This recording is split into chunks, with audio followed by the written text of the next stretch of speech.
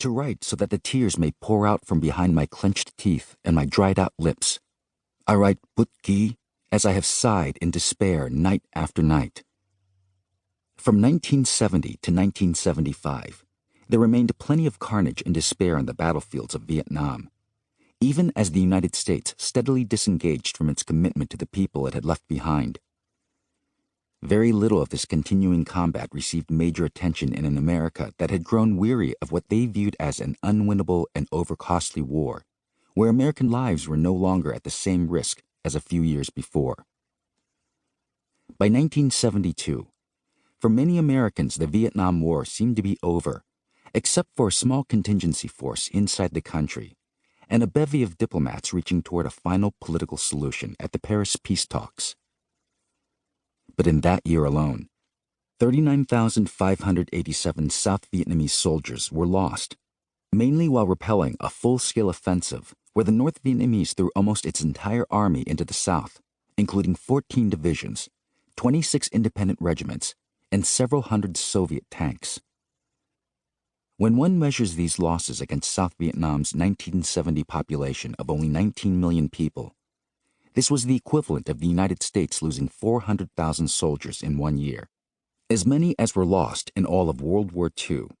The ARVN's willingness to fight, hold, and counterattack in such landmark battles as the successful 8-day fight for the city of Quang Tri and the historic breaking of the North Vietnamese siege at An Loc were a shock to the invaders, whose official records admit to having lost 100,000 soldiers in their miscalculated attacks during that same year.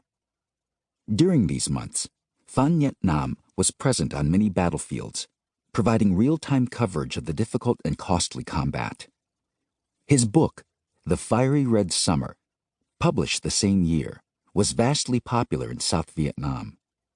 In many chapters, it lauded and recorded the heroism and humanity of his comrades, defending them from anecdotal American accounts that demeaned the courage and competence of South Vietnamese military commanders. Quang Tri, and especially An Loc, had enormous significance in a South Vietnam that was increasingly being left on its own.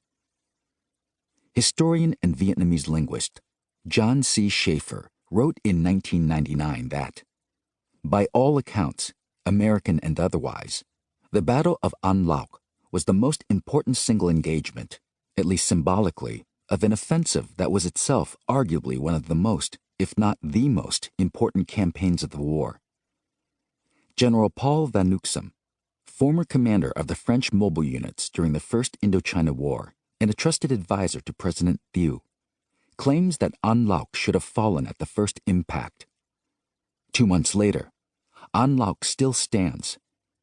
Everything being equal, with the exception of Stalingrad only, there is simply no equivalent feat in the military history of the contemporary world.